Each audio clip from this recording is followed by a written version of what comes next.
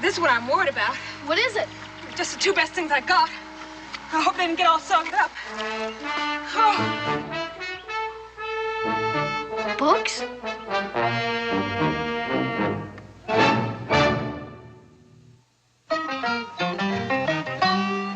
Daniel Boone was a man, yes, a big man,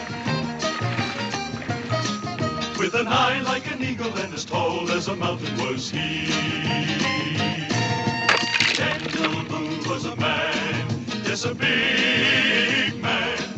He was brave, he was fearless, and as tough as a mighty oak tree.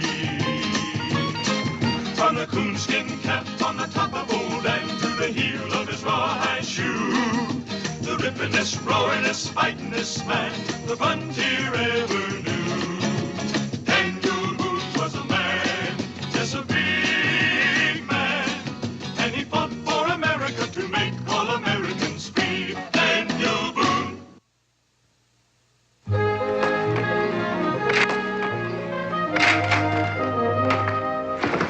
What are you doing? Look at my place. What are you really? Look at this.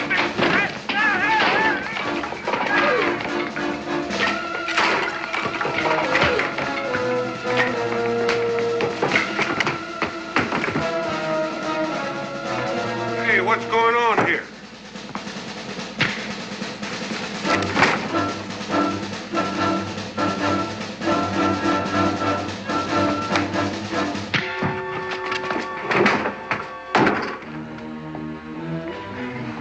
What was this all about? He took offense at something that was said. He was asking about you before it all started. Said his name was Tom Lincoln. Well, what did he want with me? Oh, I don't know. Daniel, when you look at this place, look at my table, chairs, everything's busted up. Well, we'll find out when he comes around. Well, I'll send him over to your cabin. Daniel, that boy of yours fell in the river. Israel? That's right.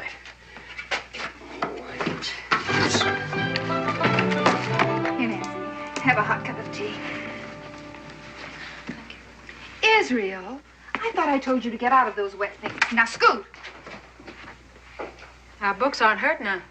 Just a mite damp. That's fine, but the important thing is to get you dried.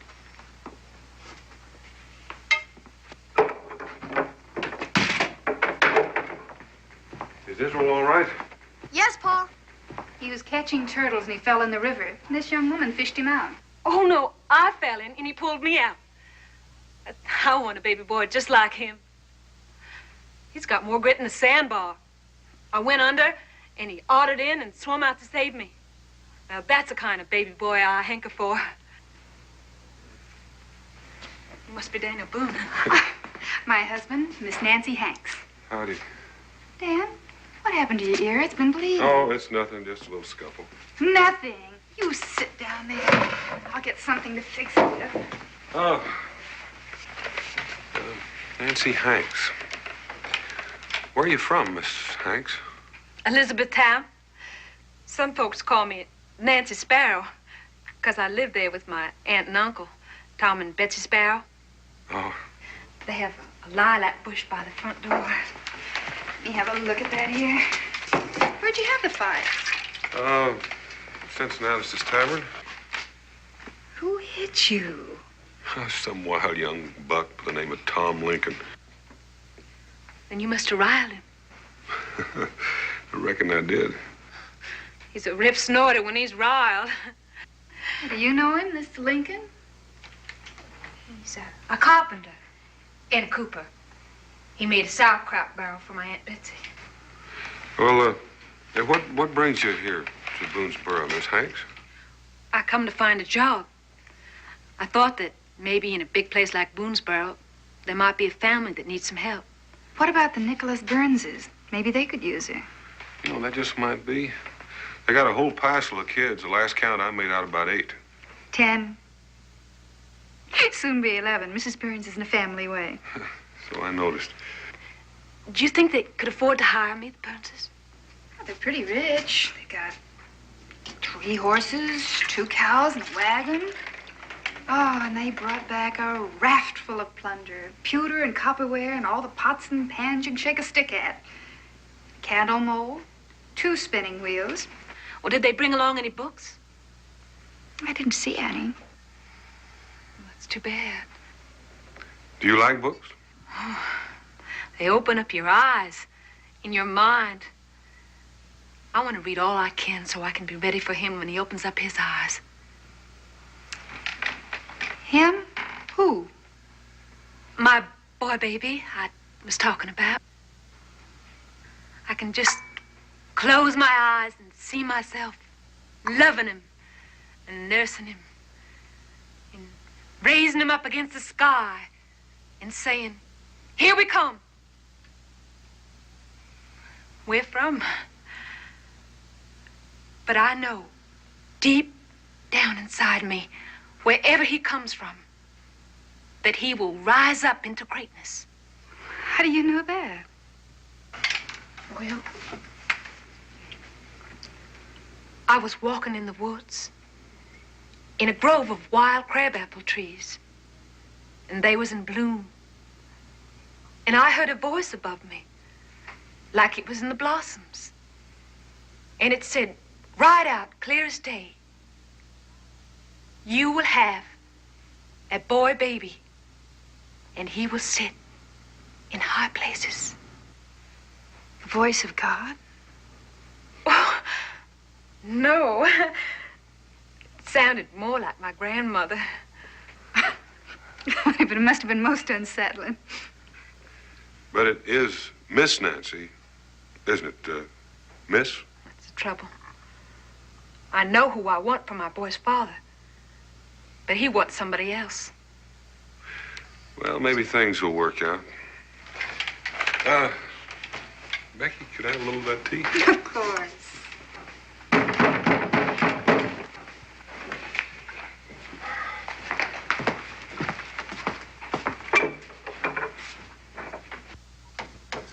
Listen, we've got women in here. I don't want any trouble. I didn't come for no trouble. My name's Tom Lincoln. Are you any kin to Mordecai Lincoln? That's my brother. I knew your father, Captain Lincoln, before he was killed by the Indians. That's the only reason I'm here. Come on in.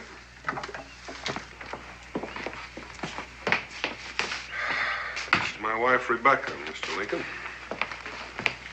Miss Boone. Mr. Lincoln. Nancy Hanks.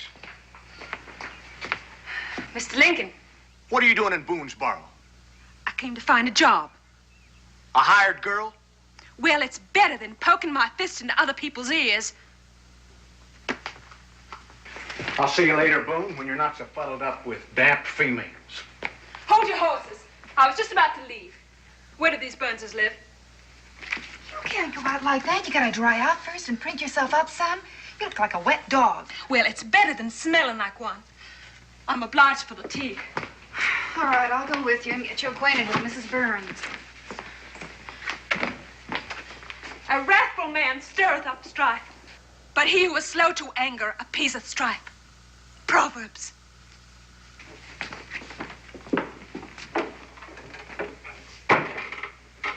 I do for you, Mr. Lincoln?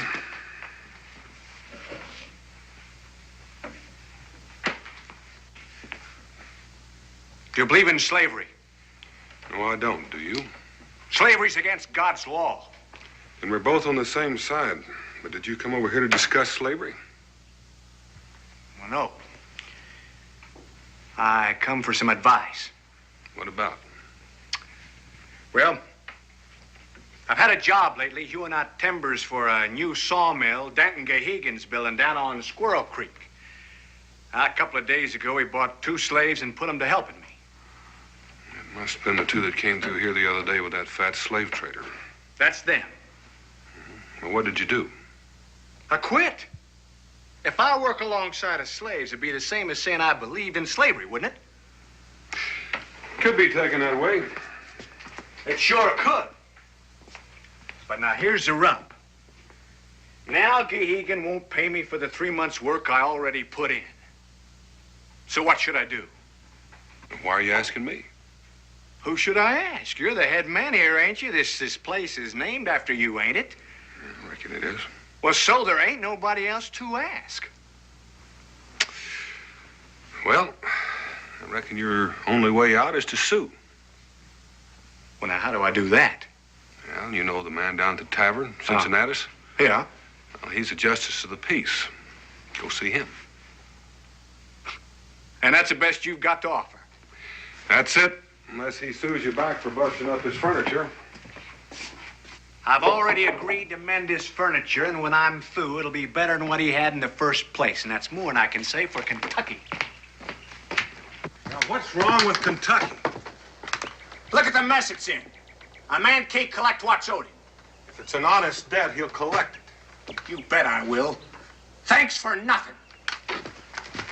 Hey, wait a minute. What do you mean, honest debt? You casting doubts on my honesty? I said the court will decide it. Well, I'm casting doubts on yours. Now, you just wait just a minute. That wasn't no honest punch that flattened me out. What was it? It was a lucky punch.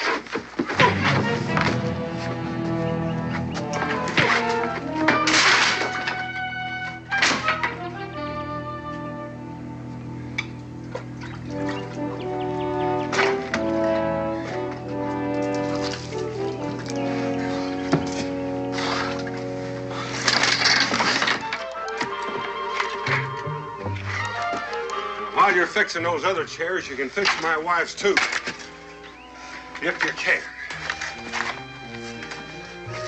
What happened to my chair? He sat on it too hard. Good day, Mr. Lincoln.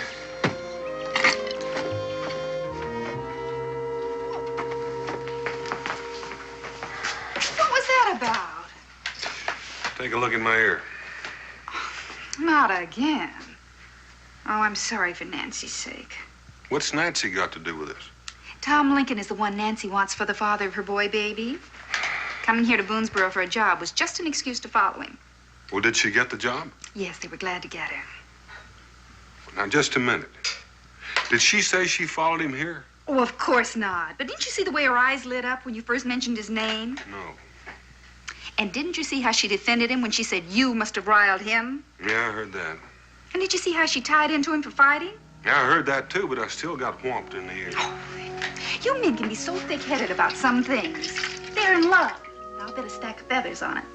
Well, I'll wager that no baby boy of Tom Lincoln's will ever amount to much. Here, give me that.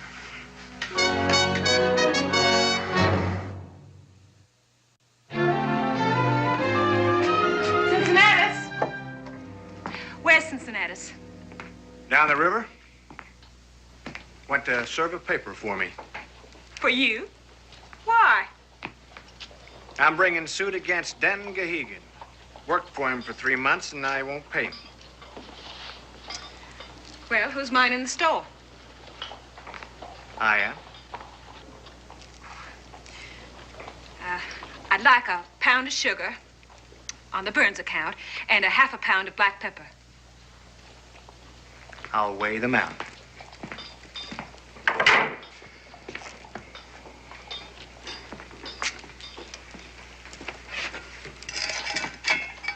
How long you gonna be in Boonesboro? At least till I mend this furniture. You ain't getting paid for that either. No, I ain't.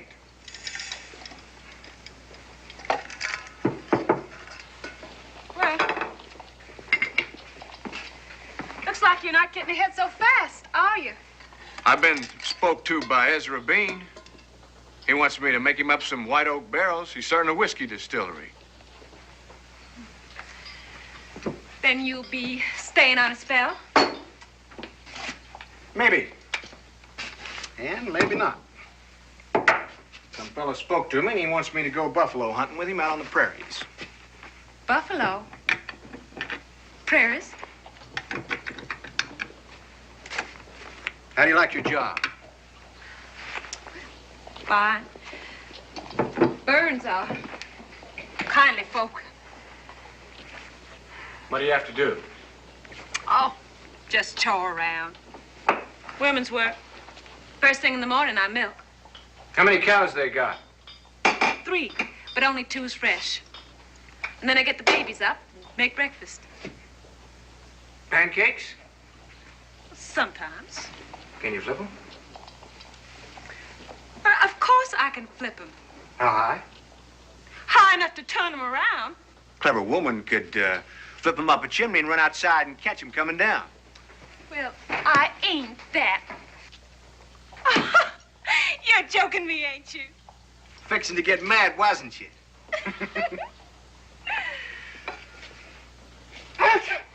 God bless you. This is black pepper. This is black pepper. What do you do after breakfast? I make cheese and sew dotties and wash the babies. And then I make dinner and hoe the cabbages and round the cows in and milk them. Then on a Monday, I do the washing and on Tuesday the ironing. This morning I strained out a tub of wild honey. But that ain't every day. Mrs. Burns, she's so poorly that I had to put her to bed too. But then I get to sit by the fire and read my storybook on my Bible. It's my favorite part of the day, reading a little. Reading? What's the matter with reading? Puts notions in your head.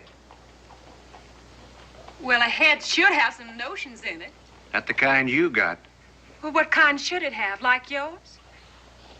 If your head had some notions in it instead of all that wrath, you wouldn't be working here for nothing.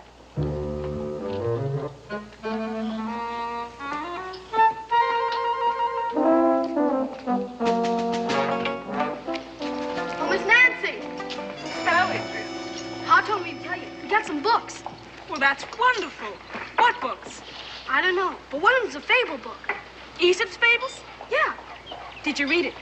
No, I told you. I don't like books. Good boy. Could I borrow it? I reckon that's why Pa told me to tell you. Good. Then I'll amble over tonight and get it. Well, you thank your pa for me, Israel.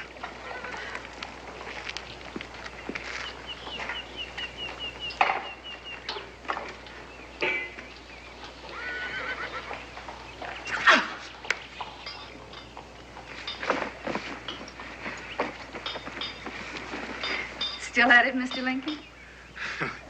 Well, when I get going, I'm too lazy to stop. I see you were socializing with Nancy Hanks. That's nice. Yeah, in a way it was. We was acquainted in Elizabethtown. She must get quite lonesome here. You never get lonesome when you're working, and she's busy as a horse's tail in fly time. You know, she'll make somebody a fine wife. Why are you doing this, Mrs. Boone? Doing what? Trying to make a marriage twixt Nancy Hanks and me? Ain't that what you're up to? Yes, I am. I like Nancy Hanks. And I think she's gone on you. And I like you, and I think you're gone over her, too, whether you know it or not. If something's keeping you two apart, I don't see why I shouldn't try to find out what it is and bring you together. Mind you, I'm drawn to her, huh? Even sparked her some. Took her to a Baptist camp meeting once. But then I drew back. Why? I could put a reason on it. Did she say why she came here? To look for work. It ain't that. It was to follow me. Do you think that? Well, what else can I think? Besides, she's upset. I want a different kind of woman. Got my eyes on one, too. As soon as I'm shut of these jobs here, I'm gonna do something about her. Who is the lucky girl? You know Christopher Bush in Elizabethtown, the German fellow with all the sons? No. They're good boys. No back out in them. They never duck a fight when it's necessary, and nobody ever heard them holler enough. I take it they have a sister. Yep. She's the one. Name of Sari. Sarah. She don't get me fired up the way Nancy does, but she's solid like her brothers. Solid? Do you love her? I could if I took her to wife. That's no way to start. You have to... Well, I just hope you're making the right decision. What? Oh. Excuse me, Mrs. Boone. Cincinnati's back. Hello. You served the suit paper on Dan Gehegan? Yes, I done it. Had to dog him all the way to Elizabethtown to do it, but it served. Now I got one to serve you. Dan Gehegan is countersuing you back. On what grounds? He says the timbers you hewed out for him wasn't cut true and square. That's a lie. Now, if it is, it'll come out in the trial. Well, Becky, how you been? Fine. Things been pretty quiet. Well, he sure wasn't quiet in Elizabethtown. How was that? They had a big wedding. I tell you, there's more victuals than you ever seen in your life. And old pies and cakes. Who got married? Well, Daniel Johnson, the new jailer over there, and you ought to seen him pour that liquor on. There was corn whiskey here, there was West Indy rum, dandelion wine, and oh, I tell you, that was a big wedding. And I got myself a big head. Excuse me, Becky. Who'd the jailer marry? Huh? The bride. Who was the bride? Oh, she's a big, strapping, yellow-haired gal by the name of Sari. Sari Bush it was, yeah. I gotta get in the tavern, if I can get my head through the door.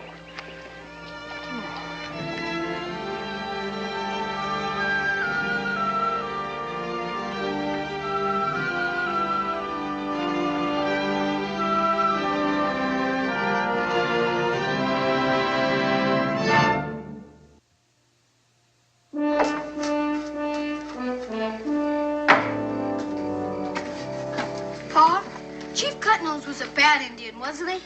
Well, he burned a lot of white men at the stake. Three that I know of. Well, when he was killed, did you peel off his hide and make your razor stomp out of it? I certainly did not. That made me as bad as he was. Who told you that? Foxy Graham. Well, Foxy Graham was stretching the truth like his old man does occasionally. Come around here and hold this for me. As a matter of fact, my razor strop was made out of a piece of buffalo hide. I told you you wouldn't skin him. Well, thank you for sticking up for me. Can possums talk? I reckon they talk to one another. No, I mean talk English. Now, who told you that? Cincinnatus. I heard him gabbing to some men. He said that you're the best rifle shot in Kentucky. And even the possums know it. He said once, you treat a possum. You were just drawing a bead on it. And he yelled up, "Say your prayers, possum. This is Daniel Boone down here." He yelled down, "Don't you down? I'll come down." Well, that's a stretcher, son, but it's a better story. Nancy Hank says that books can make you laugh and cry. Can they? Well, it makes some folks laugh and cry. Did you tell her we've got some books? I told her. She says books take you way out yonder. Do they? Well, the good ones do. Never took me way out yonder. Maybe I should try another one. Well, it wouldn't do you any harm. You haven't been doing too good in your learning. Maybe it'd help to read a few books. That's not the kind of learning I want. I want to learn how to kill bears and trap varmints like you do. Well, those old times are changing. Kentucky's not always going to be the dark and bloody ground. Pretty soon a man will have to be educated just to live here. I don't see what's wrong with being a trapper and a hunter. Oh, hi, Nancy. Good evening, Mr. Boone. Israel? Come to borrow a book? Yes, I have, thank you. Books ain't as plenty as wildcats in these parts. I come to borrow Aesop's fables. And I brung you Robinson Crusoe. I know you'll like it. It's about the adventures of a man cast away on a desert island. Thank you. There you are, son. Read it. But tomorrow, it's bedtime. Night, Pa. Night, Nancy. Come on in, Nancy. Rebecca, Nancy Hanks is here. Nancy. Oh, Nancy, how nice to see you. Did you hear the news Cincinnati's brought back from Elizabethtown? No, ma'am. We was fixing to boil up some soap, and I was busy all day leaching out ashes and making lye. There was a big wedding over there. And guess who got married? Sari Bush and Daniel Johnson.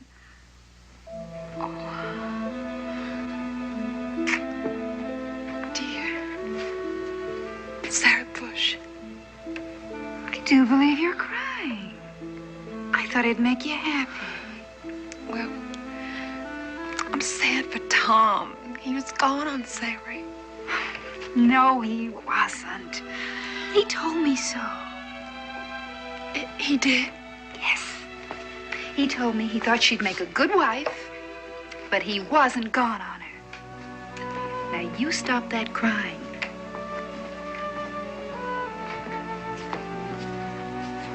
Here's a book. Thank you. I'll take good care of her. I told Nancy about the wedding. Now she has a clear feel for Tom Lincoln. Oh, Tom Lincoln won't never marry me. He's got something against me. Well, what in the world has he got against you?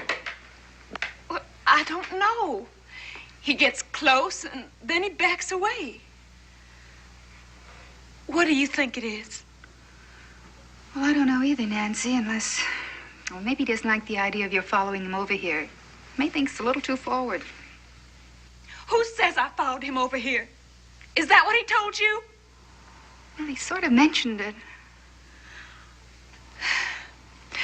And you think that that's why Tom is so standoffish? Because he thinks that I'm too forward? Well, if he does, it's a mighty silly reason. Come in. Daniel? Tom Lincoln here's got a favor he'd like to ask of you. He wants you to go down to Squirrel Creek and inspect some timbers that he hewed out for Denton Gahegan. Why? Well, so you can testify in a suit and a countersuit that them logs are cut true and honest. You want me to testify after the mess I got Kentucky in? That's the only reason I'm here. It's the least you can do. You've got a lot of brass. Now, Daniel, don't go getting ringy. Just lamb down. If justice is going to be done, I've got to hear testimony from somebody I can trust, and I figured it might just as well be you. Thank you, Cincinnati. The only reason I might do it is because I liked his father. Well, much obliged. Wait a minute. Which of you gentlemen is going to escort Miss Hanks home through the dark to the Burnses? Well, I'll be happy to take her. I rather thought you'd stay here and tell us more of the news of Elizabethtown. Oh, well, in that case, I'll be happy to stay. I don't need nobody to walk me home. Good night. Oh, I'll walk you home. I was going that way anyhow.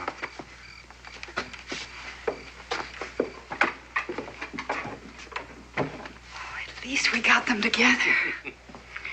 That Lincoln, he's as ornery as a sore-toed bear. Just 'cause he asked you a favor. No, because he keeps putting off that fine girl. Well, now, what's that for? 'Cause I kind of like you. You know, you're the only married couple I know who makes me regret being a bachelor. Good night, Cincinnati. Good night, Daniel. Becky.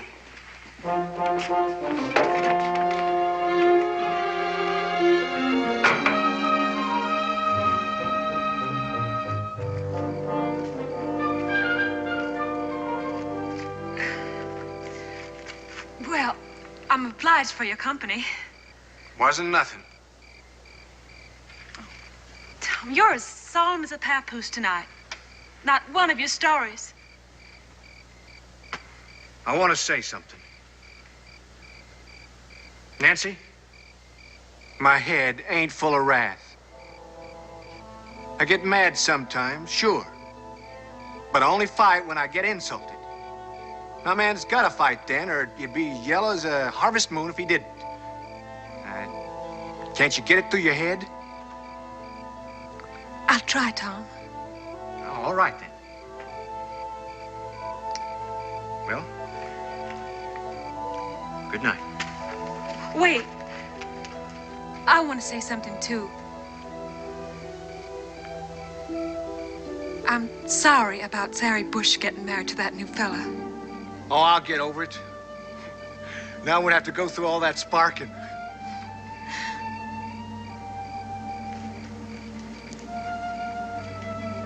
That ain't the real reason I'm glad. Maybe Sari Bush wasn't the woman at the fireplace. My dream. Dream?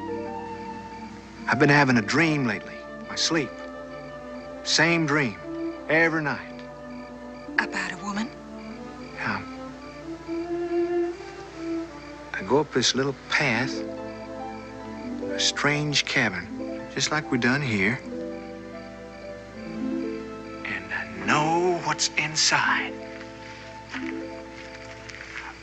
Bearskins on the bed. Seed corn hanging down from the rafters. I know there's a woman in there. That's when I get scared. But I force myself to push open the door and look in. There she is. Sitting at the fireplace. Doing what? I don't know. That's what haunts me. Her back is always facing me. I know she's the woman I'm gonna take to wife, but I can't see what she's doing or who she is. Poor Tom.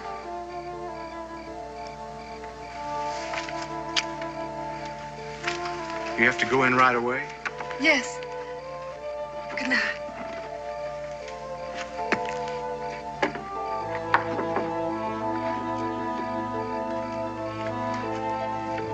I don't work all day on the Sabbath.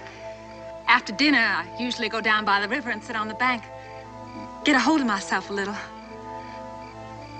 Good night.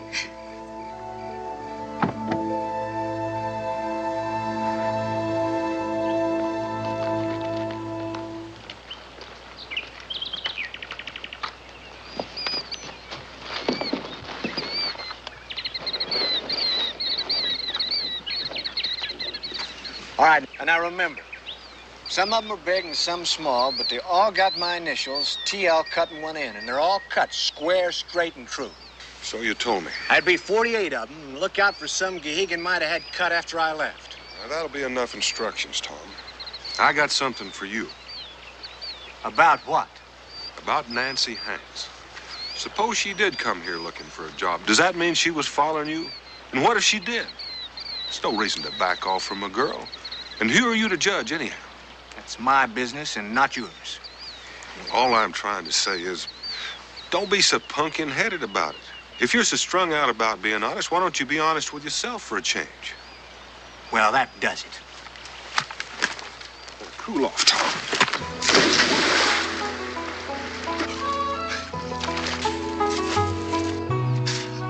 You just take care of the logs. I'll take care of my women. Why I'm doing this for an opinionated, horn-handed, fly-by-night, backwoods carpenter is more than I can figure out.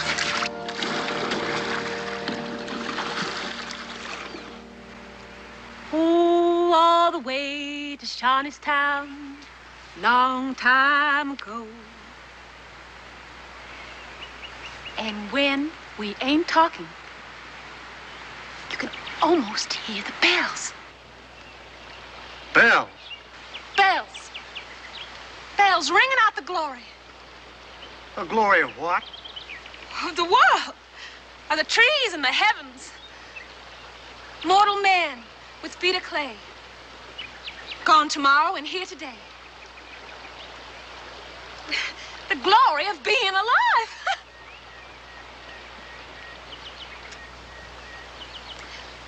here. I brought some of my biscuits. You want to try one? Don't mind if I do. There's fresh churned butter on it.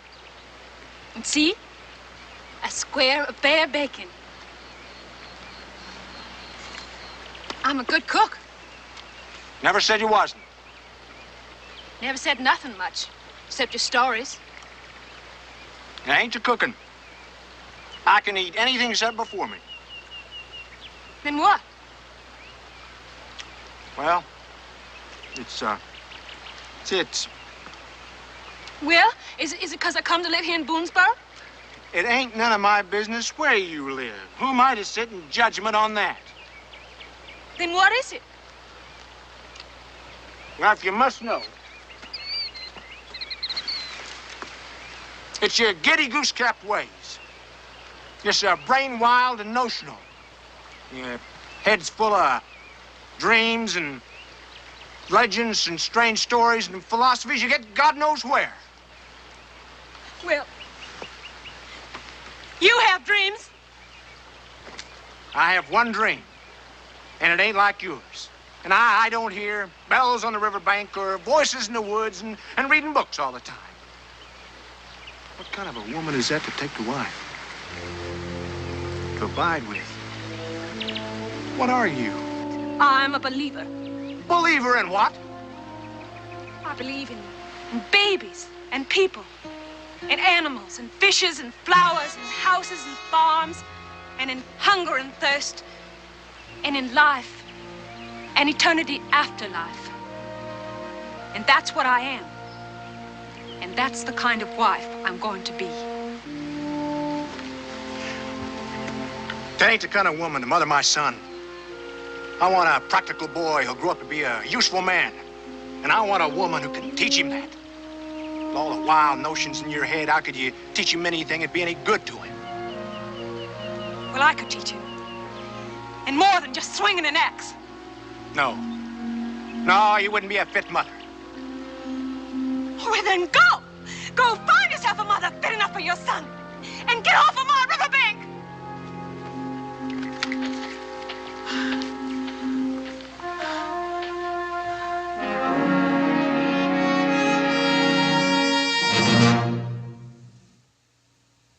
I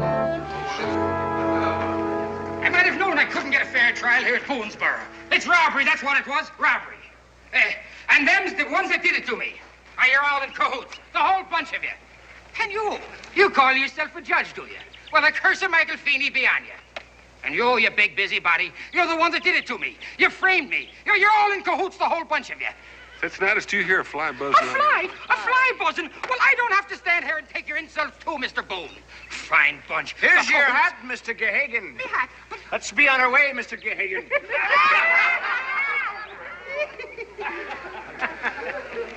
I'm obliged for your help, Miss Boone. I just told the truth. I'll get on your porch chair right away, Miss Boone. Now I'll get back to the tavern.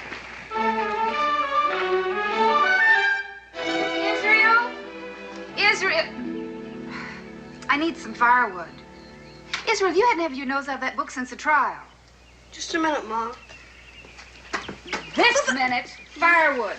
Yes, ma'am.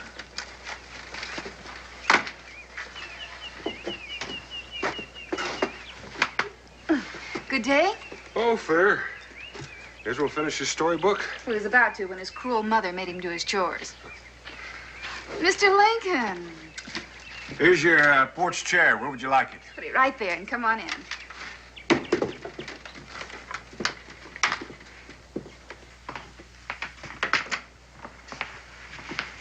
Well, how much do I owe you, Lincoln? Not a thing. Present for Miss Boone. Thank you very much. Tea? Coffee? Oh, no thanks. I gotta be moving on. Oh, you must be getting ready to start your whiskey barrels. No, I'm passing that up. I'm on my way to New Orleans. New Orleans? How? Well, I'm gonna go down to the Ohio and build me a broadhorn flatboat, float her to the big river, and then on to the French settlements. Want to go partners with me? Me? Partners? I know you won't cheat me none. Well, that's a fact, but No, there are too many people down that way to suit me. Well, we could sell a flatboat for the lumber in it and then come on home. And what if he can't sell the boat or get stove up in a wreck? Oh, I've lived on acorns and slept in the rain before. I reckon I can do it again. How about it? Well, He'll do no such thing. He's going to stay right here in Kentucky. And that's what you should do, too. Take your Gahagan money and buy a farm. Build a cabin and settle down. Well, you gotta have a wife to settle down, and I ain't got no wife. When are you leaving? Right away. Aren't you going to say goodbye to Nancy Hanks? No, I ain't. I don't care what I dream about. A man can't mess up his life on account of what he sees in his sleep. I ain't gonna take her to wife, and that's final. All right, don't. If you don't want me on her riverbank, I'll stay off her riverbank. take an awful lot of wood chopping to make one of those flatboats. The more to sell, the better. The more lumber. Well, you aim to do it with this thing. Well, that's as dull as butter paddle. That's the only thing that frets me. I ain't found no place to sharpen it. Well, I might be able to help you. I know there's a mighty fine grindstone. Where? Come along and I'll show you.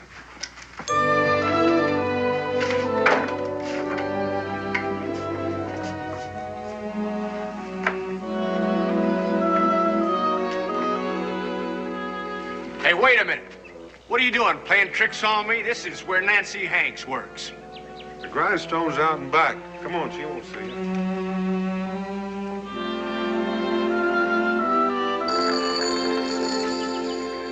Howdy, Daniel. Nick. Tom Lincoln, Nick Burns.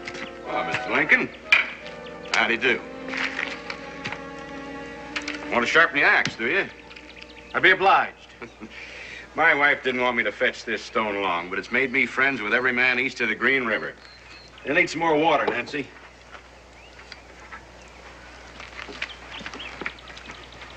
That's the helpingest girl I ever met. Never gets tuckered out, and she's got my kids lined up like a squad of Hessian soldiers. Every one of them doing a chore, and if they don't know how, she shows them. Even their ABCs. You know, I got me a hired girl and a schoolmarm, both for the price of one, and she's a born teacher. Well, have at it. I got work to do. Turn for him, Nancy. Thank you, Nick.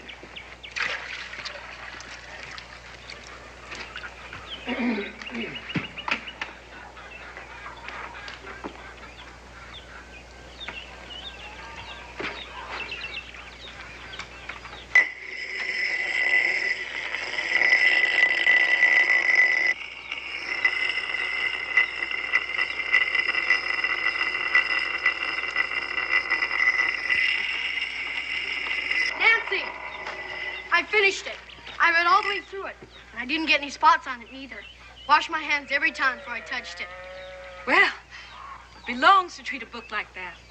But did you like it? Oh, yes, wasn't he good? He lived on that island for 24 years, all by himself. Who? Robinson Crusoe. And when he saw the footprints in the sand, crime and Antley, wasn't that a dinger? Always gets me in the throat, that part. Did me too. Well, who made the footprints? A savage, like a Shawnee, only darker. The cannibals were about to eat him. Robinson Crusoe saved him. It was on a Friday, so Robinson named him My Man Friday. A slave? No. Wasn't Robinson handy with his tools? I mean, the way he made his house and built his fort. Tools? That's in the book? It is. And wasn't old Robinson a good man? Praying to God and cleaving to the promises in the Bible, keeping his faith. Doing all the good he could, even when he was taming his goats.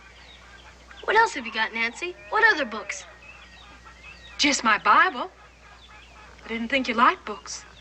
You changed me. I never knew they had so much good stuff in them. Well, then I'll give you back your fable book. It's got lots of good stuff in it. Only you'll have to think some to get it out. Could you do that? I can try. If you try, then you'll do it. Maybe there is something to getting some learning. Paul always says times are changing, and a man has to get educated to get along in Kentucky. Your pa is right. Looks like you've taught him a valuable lesson, Nancy. I'm much obliged to you. She could do that for your boy. She could do it for her own. Couldn't she? Well, I don't know why not. Maybe even better as a mother. Yes.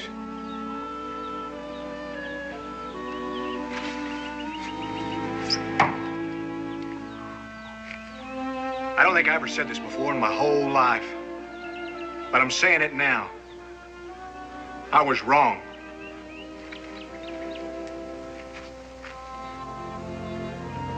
I'm a pumpkin-headed, fly-by-night carpenter.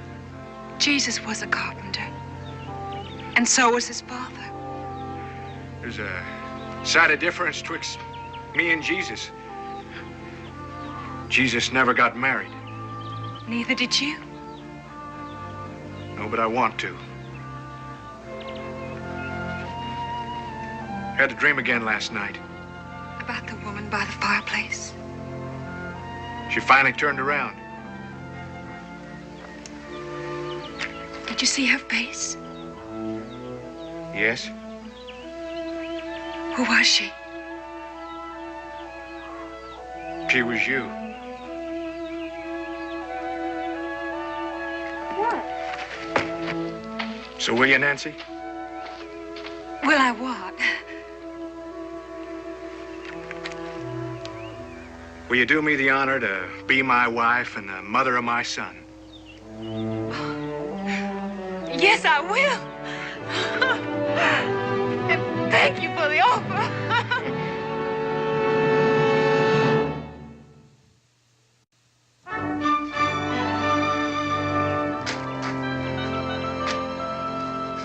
You know, for a confirmed bachelor, you seem mighty anxious to get the knot tied. It's a long trip down the river to my brother's place. Well, be sure to tell Mordecai hello. I will. You can stop pacing, Tom. Here she comes. I said goodbye to everybody. Cincinnati's broke down and cried. I just wish you were having the wedding here. Oh, Tom wants his brother to stand up with him. Well, the canoe's all loaded. Your tools and stuff, and your basket and books are all wrapped in fawn skin. Thank you, Israel. Well, that's it then. Let us know when you have a baby and if it's a boy or not. Oh, it'll be a boy, all right. Tom can teach him how to split rails, but there'll still be plenty of room left in his head for book notions, too, won't there? If you say so. And we'll name him after your father, Tom. I'd like that. Well, we better be going. Thank you, Becky, Good luck, for Tom. everything. Tom. Thank you, Bye, Nancy. Boone. God bless. Can I go see him off? Go ahead, son. A boy, baby. Maybe he will rise to high places. Yeah, he might even be president someday. Well, I wouldn't go that far. What was Tom's father's name? Abraham. Abraham Lincoln.